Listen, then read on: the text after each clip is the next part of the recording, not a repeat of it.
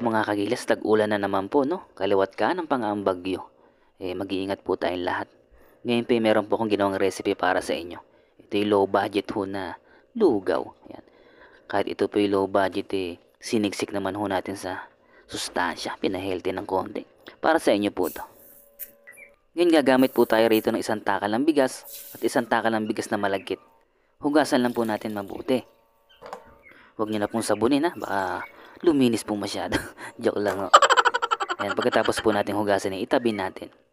Ngayon magigisa po tayo ng sibuyas, bawang sa kaluya. At sweaty oil po yung ginamit natin, no? Pwede naman po yung normal na mantika lang, wala ho kayong atswete. Yan. Optional lang po yan. Igisa lang po natin mabuti yung bawang, sibuyas, yan, sa kaluya. Ginisahan ko na rin po ng patis yan para napakabango. Ngayon po ilalagay na po natin yung pinaghalong bigas at bigas na malagkit. Yan. Nilagay ko na rin po isang pirasong chicken cubes para malasa na. Yan, binudbura na rin po natin ng pamintang durog. Halo-haloin lang po natin yan. Parang ginigisa ho natin yung bigas. Yan. Nilagyan na rin natin ng patis, pampalasa. Yan, kung naririnig nyo, naninikit na, no? Parang natutustan na ho ilalim. Pwede na ho natin tubigan yan. Yan. Ginawa po natin yan para mas lalong bumango yung yung ating lugaw.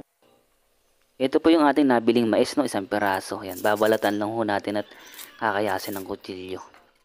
Ngayon mga kaglas, habang kinakayas ko ng kutsilyo yan kaya po simple lang yung vlog natin ngayon nakakaya ho mag-vlog ng masasarap na pagkain ngayon. Gawa ng napakarahing nagugutom. Gawa nung bagyo, no? Yung mga nabaha ho, kawawa.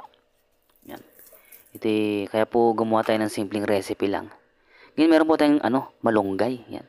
Alam naman po natin na yung malunggay punong-puno ho sa sustansya. Yan, balik tayo sa ating niluluto. Medyo lumalambot na ho yung ating bigas. Yan. Isasabay na po natin pagpapalambot ng yung mais sa yung malunggay. Alam niyo ba mga kagilas na original recipe po natin to, no? Kahit i-search niyo po sa YouTube yan wala hong ganyan. Yan, tinamplahon natin ng asin, pampasarap, yan. Kung ano po yung pampalasa na meron kayo. Kasi dati ho pag sinabing lugaw naalala ko yung classmate ko lugaw lang kinakain mo kaya lagi kang zero sa tis. Sinisip ay lugaw no. Ngayon mo sabihin na walang sustansya ang lugaw. Nakita nyo naman yung sangkap natin. Ngayon ito na po yung itlog natin, no? 6 na piraso. Kung marami kayo sa bahay, dagdagan nyo ho ng itlog. Yan. Ilalagay po natin sa ibabaw yan. Tapos itatakpan natin. Hindi po natin babasagin yung pula, no? Antayin ko lang na mamuo. Gustong gusto kasi ng anak ko yung pula buo. Yan. Kapag ho naluto na yung pula, saka ho natin hahaluin ng konti. Yan. Nakita nyo ho ba yung labot ng ating lugaw, no? Ganitong lugaw po ang masarap, yung hindi matubig. Yan. Yung 2 gatang ho na bigas halos na puno ho yung kawali. Kasyang kasya. Tamang-tama ho sa mga nagtitipid, no?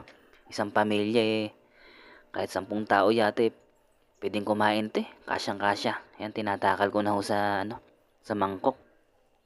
At ipapatikim ho natin kay Kagilas Junior yan. Yun maarte yung batang yun Kapag ito nagustuhan siguradong masarap. Yan, binudburan ho natin ng bawang. At habang tinitikman po ni Kagilas Junior yung ating lugaw pag-pray po natin yung mga nabaha, no? Nakawawa naman ho. Yung may mga bata pa. Sana ho makarecover po silang lahat. Yan.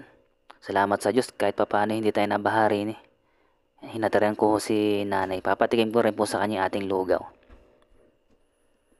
Yan. Naku, gustong gusto ho. Paano mga kagilas? Salamat po sa panonood.